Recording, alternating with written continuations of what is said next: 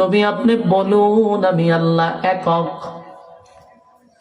আমি আল্লাহর কোনো সাথী নাই, কোনো সঙ্গী নাই, কোনো ইলাহ নাই, আমি এক অদ্বিতীয়।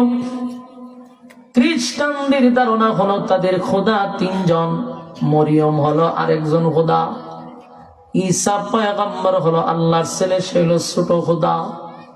এজন্য তারা খোদা মানে কয়জন? তিনজন।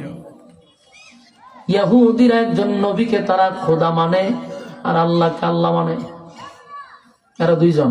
আর মূর্তি পূজারী এদের খোদার কোনো সীমা নেই, এজন্য এদেরকে বহুবাদী বলা হয়। কিন্তু আল্লাহ তাদের প্রশ্নের জবাবে আল্লাহর পরিচয় সূরা ইখলাসের মধ্যে তুলে ধরেন। আল্লাহর সম্মান সূরা ইখলাসের ভিতরে তুলে ধরছেন।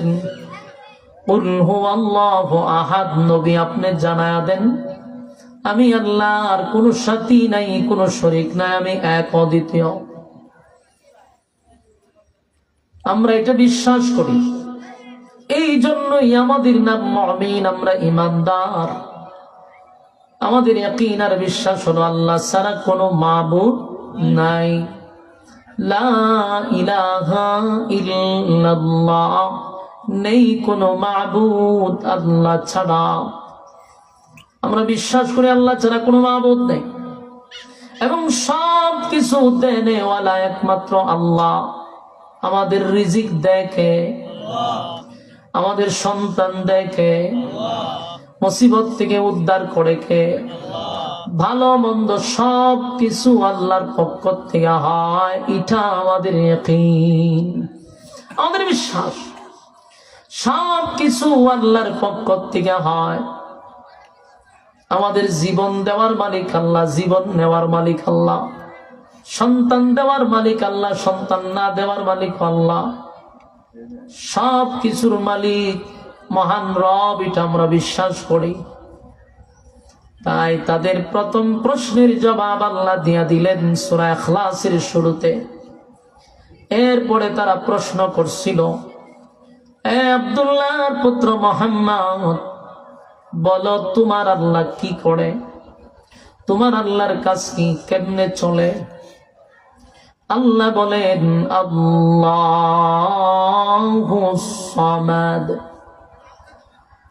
আল্লাহ বলেন নবী ও মুতাফিক, আমি কারো উপর ডিপেন্ড করি না, আমি কারো উপর নির্ভর করি না। কুল কায়নাত আল্লাহর উপর নির্ভর করে, ঠিক নেই? আল্লাহ কি কারো মুকাফিক? আমরা সবাই আল্লাহর উপর নির্ভর করি। মালিকের তো কোনো কিছুর প্রয়োজন নাই, বরং আমাদের প্রয়োজন। আল্লাহর ঘুমও নাই, খাওয়ানো নাই, আল্লাহর শুরুও নাই, শেষও নাই, বিশ্রামও নাই, ক্লান্তিও নাই। না আল্লাহ মাঝে মধ্যে ঘুমায়? মালিকের ঘুম নাই, মালিকের তন্দ্রাও নাই। আল্লাহ বলেন লা তাখুযুহু সিনাতুন ওয়ালা নাওম।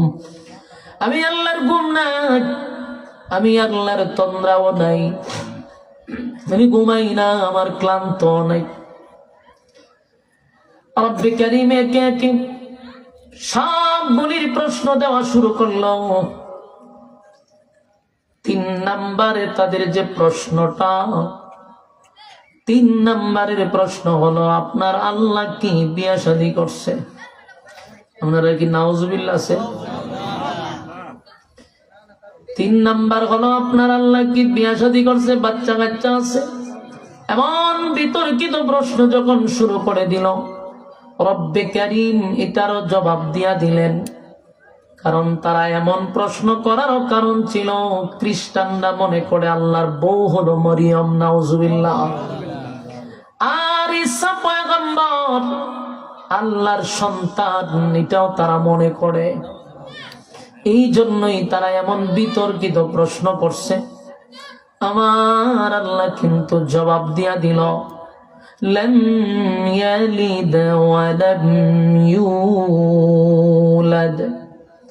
আল্লাহ রাব্বুল আলামিন বলেন, আমি কারো কাছ থেকে জন্ম নেই নাই, আমি কাউরে জন্ম দেই নাই। জন্ম নেও নাই, আমি কাউরে জন্ম দিও নাই। স্পষ্ট বোঝা গেল আমার মালিক কাউরে জন্ম দেয় নাই, কাউরে জন্ম দেয় নাই, কারো কাছ থেকে জন্ম দেয় নাই। মালিকের শুরু নাই, মালিকের কোনো শেষ নাই। তাহলে তাদের 3 নাম্বার প্রশ্নের জবাব আমার আল্লাহ দিয়া দিছে। একে একে তারা যতগুলো বিতর্কিত প্রশ্ন পয়গম্বরকে করছিল, আমার আল্লাহ কিন্তু সূরা ইখলাস নাজিল করে প্রশ্নের জবাব দিয়া দিছে।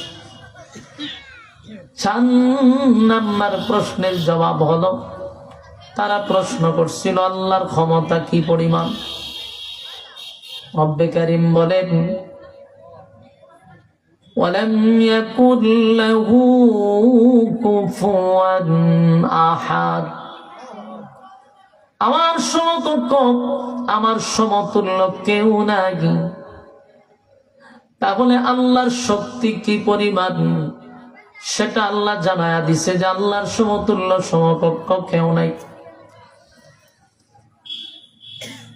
এই মূর্তি পূজারীরা কিন্তু এই প্রশ্নটা নবীরে করছে, সেম প্রশ্নটা নমরুদ ইব্রাহিম খলিলুল্লাহরে করছিল।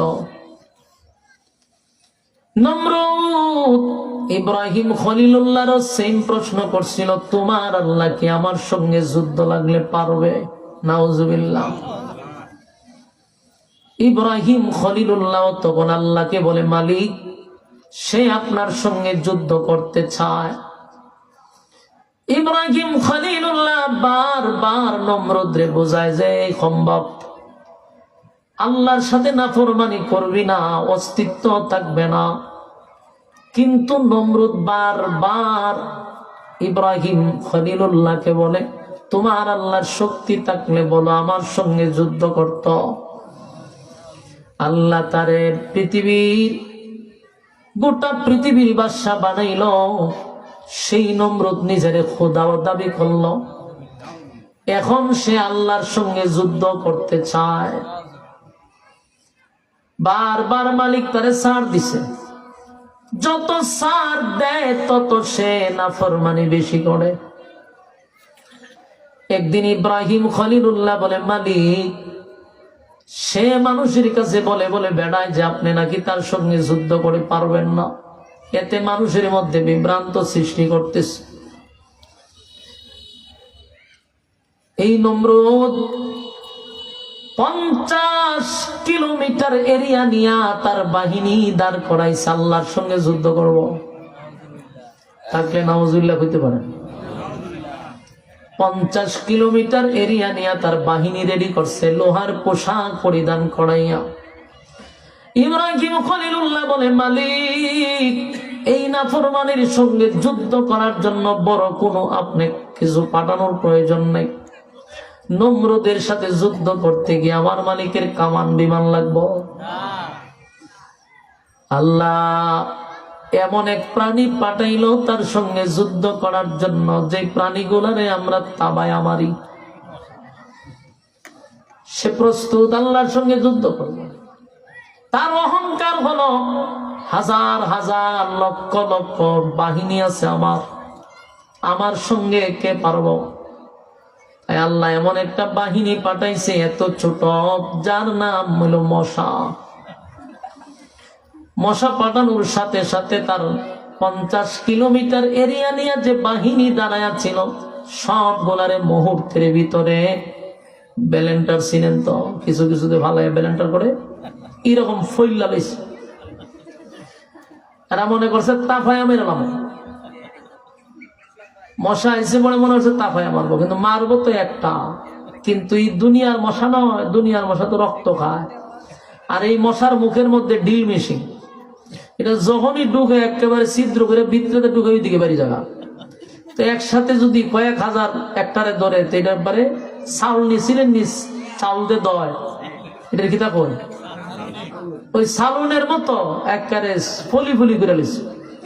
মুহূর্তের ভিতরে হাজার হাজার বাহিনীর আল্লাহ মাটির সাথে উতাই দিছে। কারণ ওই নমরুদের অহংকার নিমিষেই মাটির সাথে শেষ। কিন্তু নমরুদদার এইভাবে ধরছে না, সবগুলারে মাটিতে হুতায় দিল, নমরুদ এইভাবে ধরছে না। নমরুদ এই পরিস্থিতি দেখে দৌড়াইয়া তার ওই রাজপ্রাসাদে ঢুকে গেছে। এখানে ঢুকছে পড়ে শুধু একটা মশাকে আল্লাহ অর্ডার দিছে, যেটা অন্যান্য মশার থেকে অসুস্থ ছিল, প্রতিবন্ধী। এরকম একটা মশা আল্লাহর পক্ষ থেকে অর্ডার পাইয়া এটা রাজমহলে ঢুকছে। ঢুকার পরে ফেরাউন এই নমরুদ্রে তালাশ করে পাইছে, জায়গা মতো ঢুকছে নাকের ছিদ্র দিয়া। নমরুদ ঠের পাওয়ার আগে ঢুকে গেছে। ঢুকেও এমন একটা জায়গায় গেছে, আপনি চিন্তা করেন, একেবারে সবচেয়ে নরম যে জায়গাটা, এটা হলো মগজ। আল্লাহ গান পর্যন্ত পৌঁছায় দিছে। এখানে গিয়া সেটা যদি কামড় দেয় কেমন লাগবো? মগজ। এই মশায় যখন মগজ সুই ঢুকাইছে, নমরুদ লাভ দিয়া 3-4 হাত উপরে উঠছে। এতটা সে ব্যথায় ব্যতীত যে একবার দেয়ালে মাথা টেকায়, যা সামনে পায় তা দিয়া মাথায় বাইরায়, কিন্তু ব্যথা ছাড়ে না। এত যন্ত্রণা শুরু হয়েছে, পাগলের মতো চতুর্দিক দিয়ে দৌড়াইতেছে, যা কিছু হাতের কাছে পায় তা দিয়ে বাইরায়। একটা সময় আর কিছু পায় না, জুতা পাইছে হাত। এই জুতা দিয়া তার নিজের মাথায় সে বাইরানি শুরু করছে। আল্লাহর কুদরত, মশার সুই মগজ থেকে বাইর করে দিছে। ব্যথাটা কিছু সময়ের জন্য কমছে। নমরুদ চিন্তা করলো, দেয়ালে মাথা টেকাইলাম, যা পাইলাম তা দিয়ে বাইরিলাম, ব্যথা কমে নাই। জুতা দিয়া বাড়ি দেওয়ার সাথে সাথে ব্যথা কমলো কেন? জুতা নিয়ে গবেষণা শুরু করছে, জুতার মধ্যে কোনো ওষুধ আছে। আসলে রব্বে করিম চাইছিল তারে চরম পর্যায়ের বেইজ্জতি করার জন্য। মানুষ যখন সীমা লঙ্ঘন করে, নাফরমানির শেষ সীমানায় পৌঁছে যায়, তখন আমরা খালি ওয়াজ করি যে পরকালে তার শাস্তি। শুধু পরকালে নয়, দুনিয়াতে তার চরম পর্যায়ের বেইজ্জতি হওয়া না পর্যন্ত তার মৃত্যু হবে না। চরম পর্যায়ের বেইজ্জতি অপদস্থ হওয়ার পরে আল্লাহ তার মৃত্যু দিবে। পরকালে তো আছেই তার শেষ করার জন্য। তাই নমরুদকে আল্লাহ চরম পর্যায়ের অপমান আর বেইজ্জতি করার জন্য জুতার বাড়ি দেওয়ার সাথে সাথে মশায় কামড় ছেড়ে দিছে। শুরু হইল তার কপালে জুতার বাড়ি। যতদিন সে ছিল জুতা দিয়ে বেরিয়েছে, কিন্তু কত বাড়ি বাইরিব বলেন? হাতে ব্যথা, একা একা কত বাইরিব? লুক রাখছে খালি জুতা দা বাইরিবার লেগে। তখন চিন্তা করেন, টেকা দিয়া জুতাদার বাড়ি খায়, টেকা দিয়া জুতার বাড়ি খায়। এইভাবেই কয়েকদিন লোক দিয়া জুতাদা বাইরিছে। কিন্তু যে বেচারা বাইরায় তারও তো বিরক্তি আছে, সে তো রেস্ট পায় না, তার খানা নাই, ঘুম নাই, সে মারা যাইব। সে চিন্তা করলো, আমি যদি এই চাকরি চলমান রাখি তাহলে আমার এমনি মরণ হবে, আর আমার ঘুম নাই, খাওয়ান নাই, মরি যাবো। আবার চাকরি যদি ছেড়ে দেই তাহলে নমরুদ আমার গর্দান নিবে, আমার তো কোনো দিকে বাঁচার সুযোগ নাই। তো মরবই যেহেতু, নমরুদ্রে লই মরি। তাই সে জুতা বাদ দিয়া বড় মুগুর লিয়া বইছে। চিন্তা করেন, যখন মুগুর লিয়া বসে দিছে, নমরুদ্রে দিছে মশায় কামড়, চিৎকার শুরু করছে, তখন সে তো জুতাতে বাড়ি দিবে। ওই জুতার বদলা মুগুর দিয়া তার শরীরে যতটুক শক্তি ছিল সেটা প্রয়োগ করে এক বাড়িয়ে মাথা 2 ভাগ করছে। মাথা 2 ভাগ করছে। এখন 2 ভাগ হয়েছে, মশা তো উপরে তাকায় দিয়ে যে সব বনাস, ছাদি তো নাই, আমি থাকবো বউ। এই মশা চলে গেছে। নমরুদ শেষ নেই, কথা বল না যে আপনারা, নমরুদ শেষ। জুলুমের একটা সীমা থাকে। মানুষ যখন সীমা লঙ্ঘন করে, আল্লাহ কয়ে গজব তারে পাকড়াও করে, গজব তারে পাকড়াও করে। পৃথিবীতে যত জালেম ছিল, সব জালেমরা আল্লাহ কিন্তু শেষ করছে। ফেরাউন আসতে, ও তো আসি করে খাতকুতানি দিছে কেউ, ফেরাউন চিন্তা করেন, 1-2 নয়, নবজাতক শিশু 90,000 জবাই করছে। আপনার এলাকাতে নাউজুবিল্লাহ আসেনি? কোন সময় করবেন আমার পরে? আচ্ছা, বড় হুজুরের সামনে করবেন। দেখেন, 90,000 শিশু সে জবাই করছে, একজন পয়গাম্বর যেন দুনিয়াতে না আসতে পারে। তো রাখে আল্লাহ? মারে। আল্লাহ চায় মুসা পয়গম্বর আসবে, ফেরাউন চায় যে আসতে দিব না। এই আসতে দিব না বলে যত সন্তান জন্ম নিছে নবজাতক শিশুগুলারে জবাই করে করে নীল নদে ফেলাই দিত। কত বড় জাহেল! সেই ফেরাউন কেউ আল্লাহ কিন্তু সাইজ করছে। পৃথিবীর ইতিহাস কোন জালেম টিকতে পারে নাই। জালেমের পতনটা হয় একটা চরম পর্যায়ের বেজ্জতি দিয়া, চরম পর্যায়ের বেজ্জতি, লাঞ্ছনা দিয়া। এই জন্য আমরা যারা আছি সামনের রাস্তা চলার ক্ষেত্রে হিসাব করতে হবে, উপর থেকে শিক্ষা গ্রহণ করতে হবে। ইতিহাস শুধু পড়লেই হবে না, ইতিহাস থেকে শিক্ষা গ্রহণ করতে হবে। আল্লাহ কিন্তু আমাদেরকে বারবার কিছু ঘটাইয়া আমাদেরকে স্মরণ করাইয়া দেয় যে এখনো সাবধান হও। ফেরাউনের নমরুদের জুতা কিন্তু এখনো আছে, সীমা লঙ্ঘন হইলেই জুতা দিয়ে বেরানি শুরু হইব। এই জন্য আমরা আমাদের সামনের পথ চলা অতীত থেকে শিক্ষা গ্রহণ করতে হবে। এমন কোন কাজ আমাদের দ্বারা যেন না হয় যে কারণে অতীতের জালেমদের যে পরিণতি আমাদের যেন সেই পরিণতি না হয়। এখান থেকে আমরা শিক্ষা গ্রহণ করব। তো নমরুদ ধ্বংস হয়ে গেল, সেও চাইছিল আল্লাহর সাথে যুদ্ধ করত। ঠিক রাসূলের জামানায় এই মূর্তি পূজারী, নমরুদও মূর্তি পূজারী ছিল। এই মূর্তি পূজারীরা রাসূলের কাছে এসে বলতেছে যে তোমার আল্লাহ যদি আমরা সাথে যুদ্ধ করে পারবো নি? নাউজুবিল্লাহ। তো আল্লাহ এটার জবাব দিছে, ওয়ালাম ইয়াকুল লাহু কুফুয়ান আহাদ, আমার সমতুল্য, আমার সমকক্ষ কেউ নাই, কুল কায়নাতের মধ্যে কেউ নেই। কারণ আমি স্রষ্টা, আর সব কি সৃষ্টি, স্রষ্টার সমকক্ষ কেউ নাই। আপনি চিন্তা করে দেখেন, একে একে 4টা প্রশ্নের জবাব কিন্তু সূরা ইখলাসের ভিতরে আছে। আল্লাহ বলেন কুল হুয়াল্লাহু আহাদ, নবী আপনি বলুন আমি এক অদ্বিতীয়। আল্লাহুস সামাদ, আপনি বলুন আমি কারো মুখাপেক্ষী না, আমি কারো উপর ডিপেন্ড করি না। লাম ইয়ালিদ ওয়া লাম ইউলাদ, আমি আল্লাহ কারো কাছ থেকে জন্ম নেই নাই, আমি কাউরে জন্ম দেই নাই। ওয়ালাম ইয়াকুল লাহু কুফুয়ান আহাদ, আমার সমতুল্য, আমার সমকক্ষ কেউ নাই। বলুন 4 প্রশ্নের জবাব পাইছিনি? কই ওয়াজ করি আল্লাহ, কই কথা, কই কোন গুরুস্থানের সামনে কথা বলে তো 2-1 মুর্দা খবর থেকে উঠলইলে, তাও আপনারা জীবিত থাকতে ওরাও শব্দ নাই।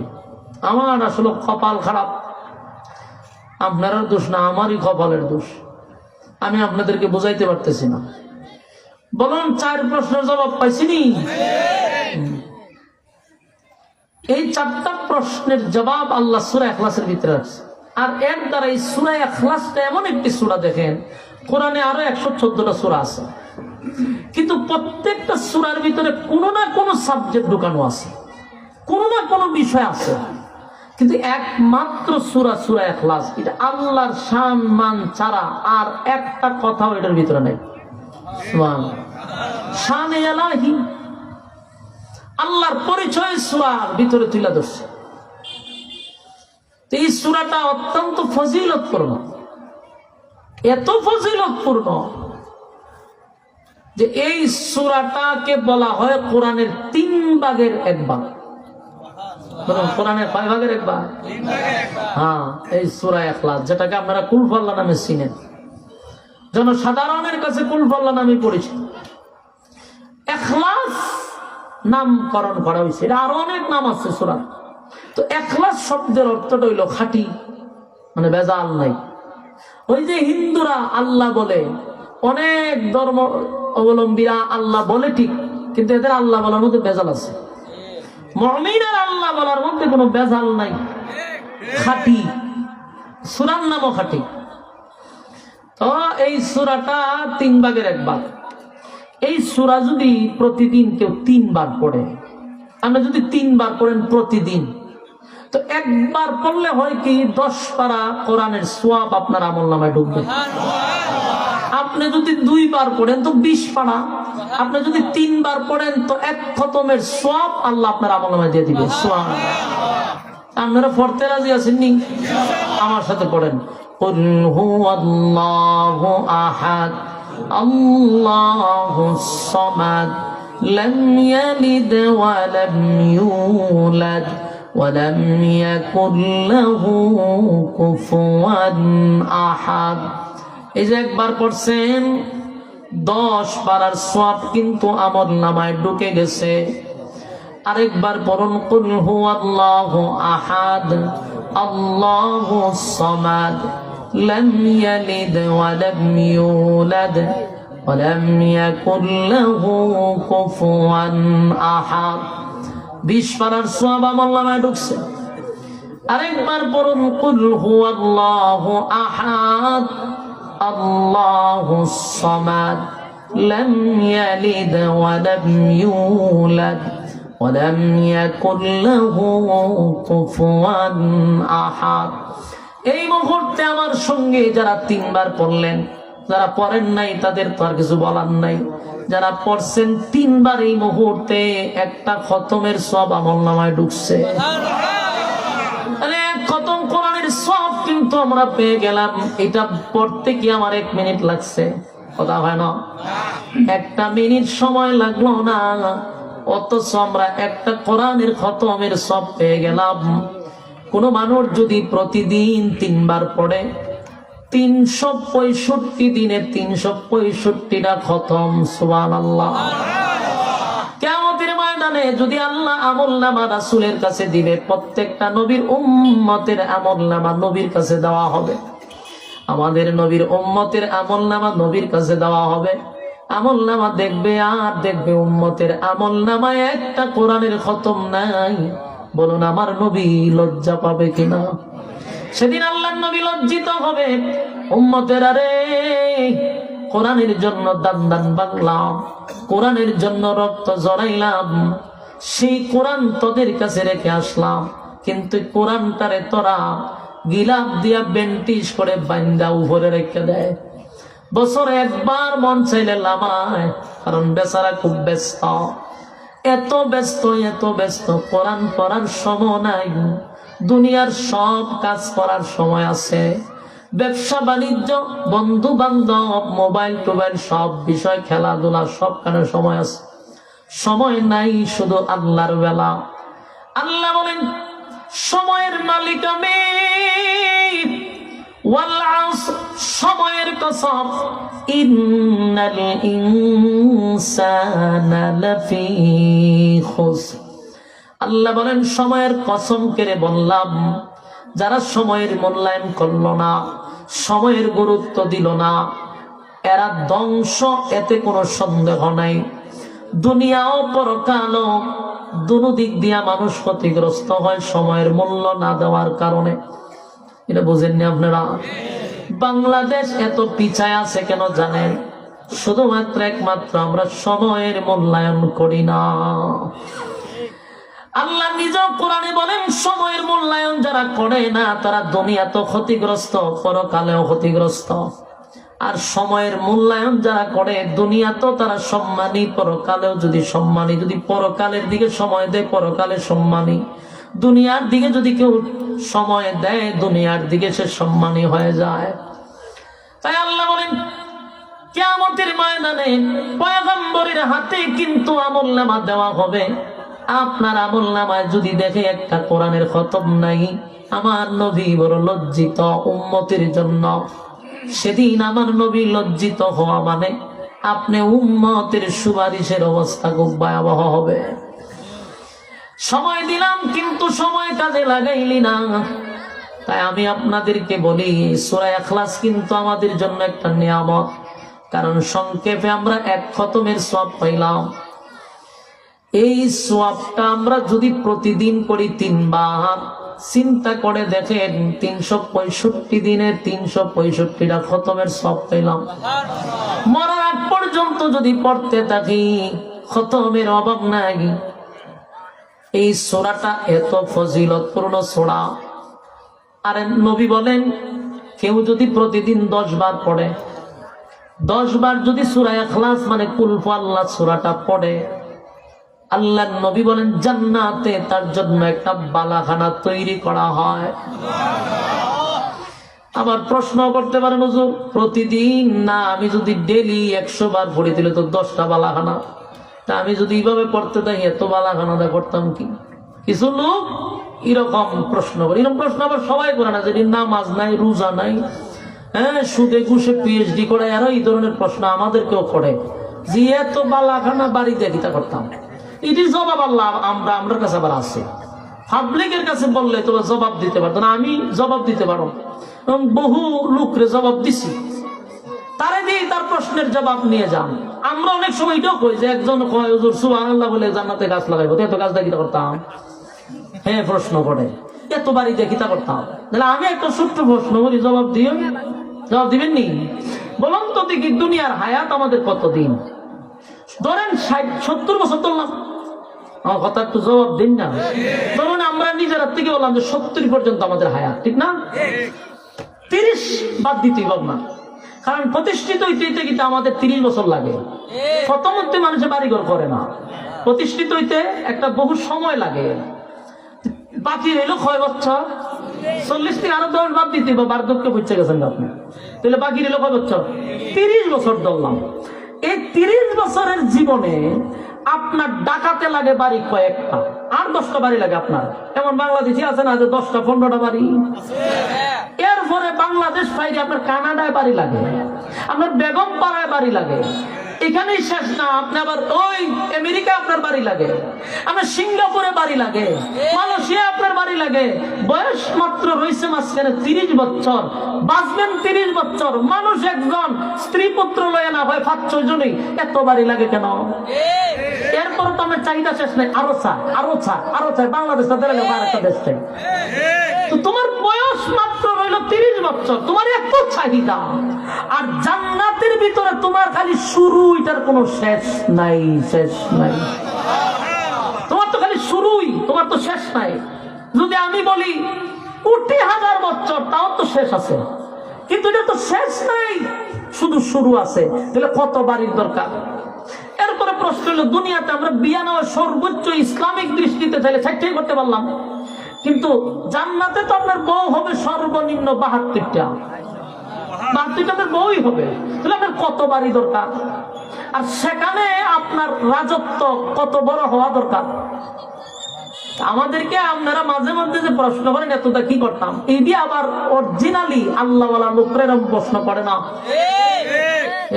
টিটকারি মাইরা বলায়।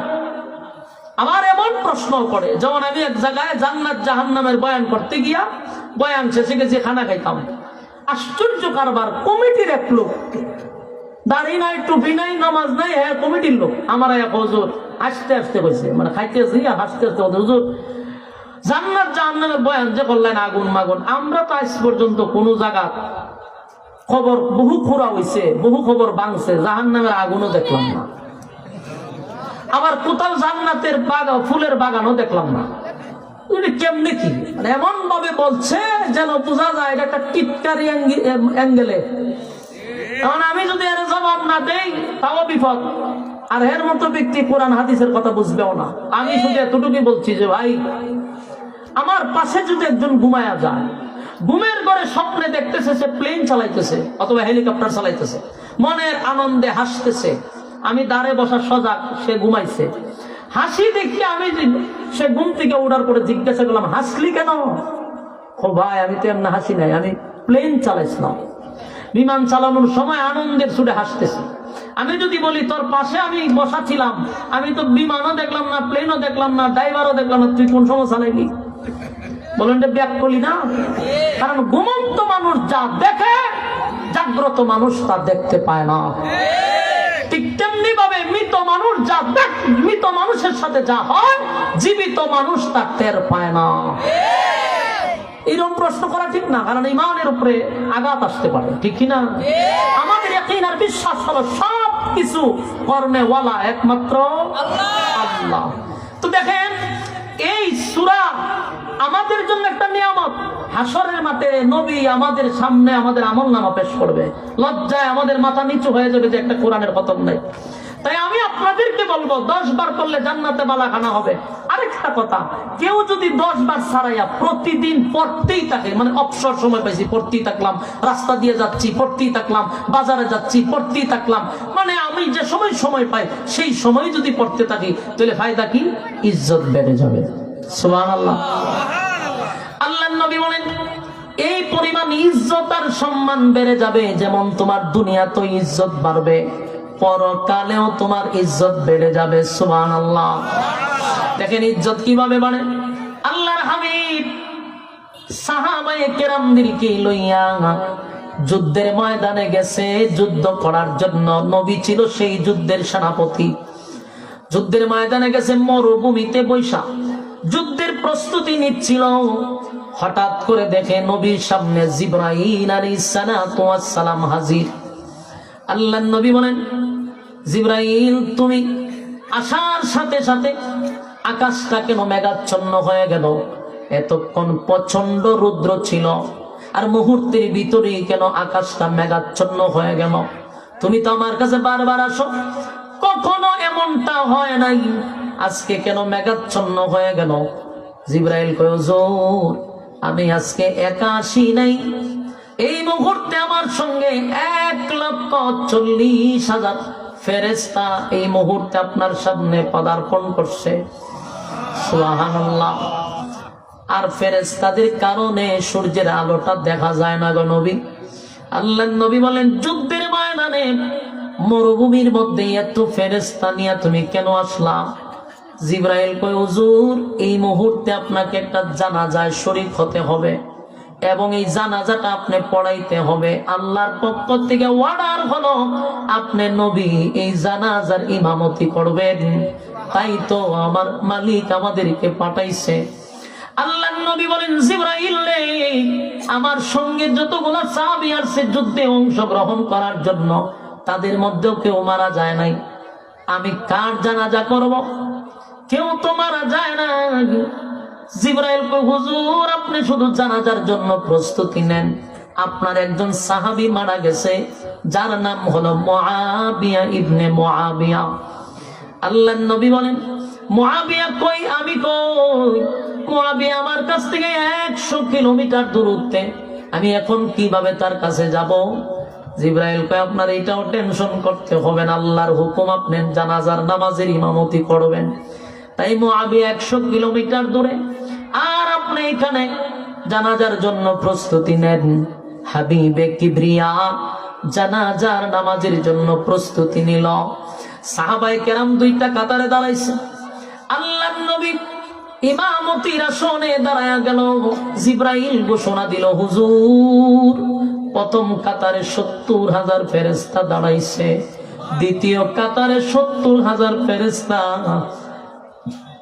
আল্লাহর নবী চিন্তায় পড়ে গেল, মুআবিয়া ইবনে মুআবিয়া এত সম্মানী কেমনে হইল রে, যার জানাজায় লক্ষাধিক ফেরেশতারা হাজির। জিবরাইল যখন পয়গম্বরকে ইশারা দিল, হুজুর লাশের জন্য চিন্তা করতে হবে না, কারণ জিবরাইলের এক একটা ডানা এমন লম্বা ছিল পৃথিবীর এক প্রান্ত থেকে আরেক প্রান্ত চলে যাইতো। সুবহানাল্লাহ। এই জিবরাইল তার পাখা দিয়া যখন লাড়া দিল, মুআবিয়া ইবনে মুআবিয়ার লাশ নবীর সামনে চলে আসলো। সুবহানাল্লাহ। এই জানাজাটা নিয়ে ওই এখন গায়েবানা জানাজা শুরু হয়েছে, এইটারে দলিল বানাইয়া। কারণ আমার নবীর ছিল নবুয়তের দলিল, নবী যা দেখে তা কি আমরা দেখতে পারবো? কিন্তু এটারে গায়েবানা জানাজা বানাইছে। এই ঘটনার কেন্দ্র করে আমরা দেশে গায়েবানা জানাজা হয়। তো নবী যেটা করছে এটা কি উম্মতের দ্বারা সম্ভব? আল্লাহ নবী ওয়ালা চক্ষু দিয়া নবীরে যা দেখাইতো আমরা কিন্তু তা দেখি না। নবী দেখছে যে মুআবিয়া ইবনে মুআবিয়ার লাশ নবীর সামনে, তাই নবী যুদ্ধের ময়দানে দাঁড়াইয়া জানাজা পড়াইছে। জানাজা শেষ, রাসূল চলে গেছেন যুদ্ধের ময়দানে। যখন যুদ্ধ শেষ মদিনায় আসলেন, তখন রাসূল ডাইরেক্টলি হুজুরের হুজুরায় যায় নাই, মুআবিয়ার বাড়িতে গেছে।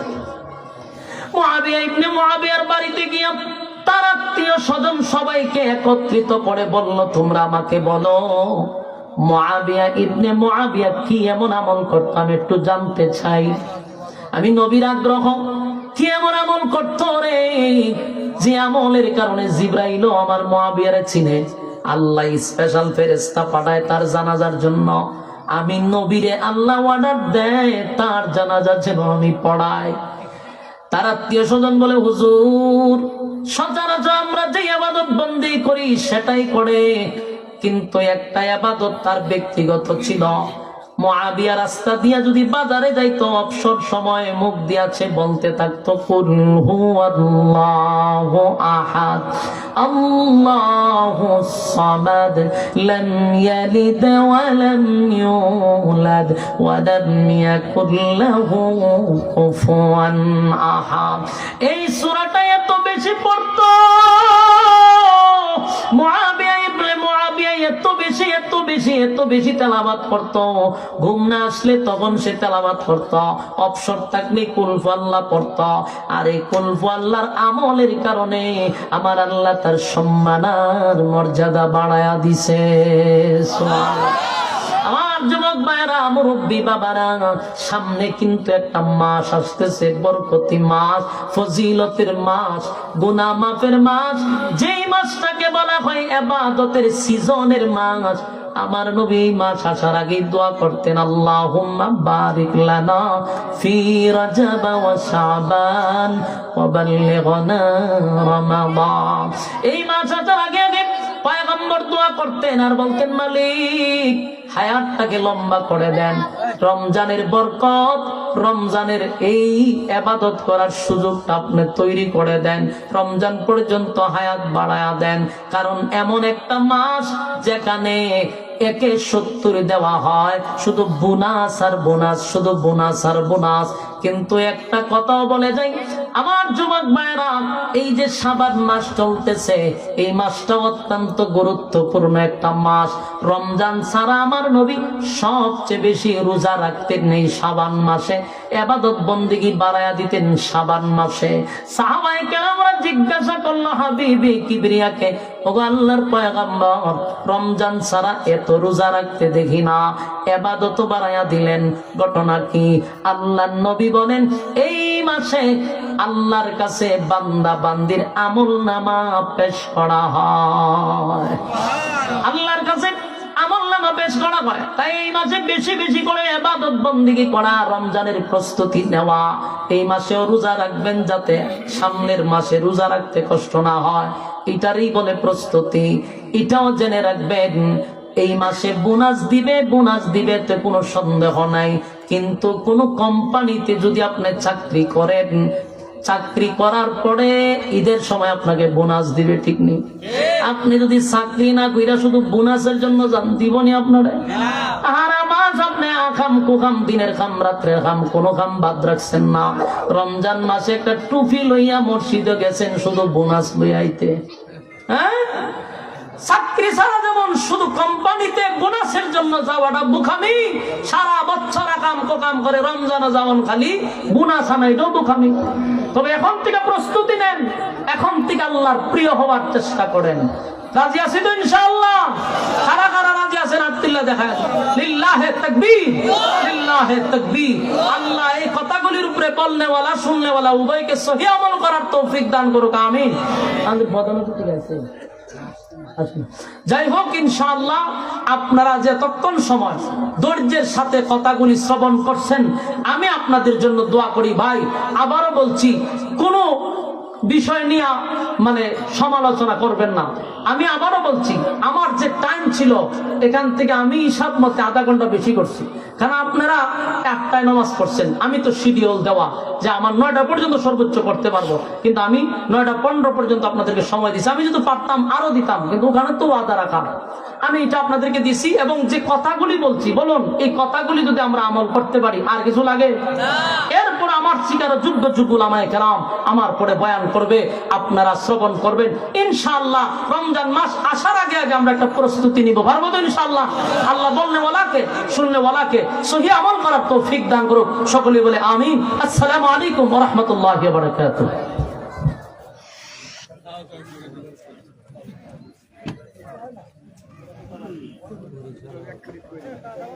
হুজুরের সুন্দর আলোচনার জন্য ধন্যবাদ।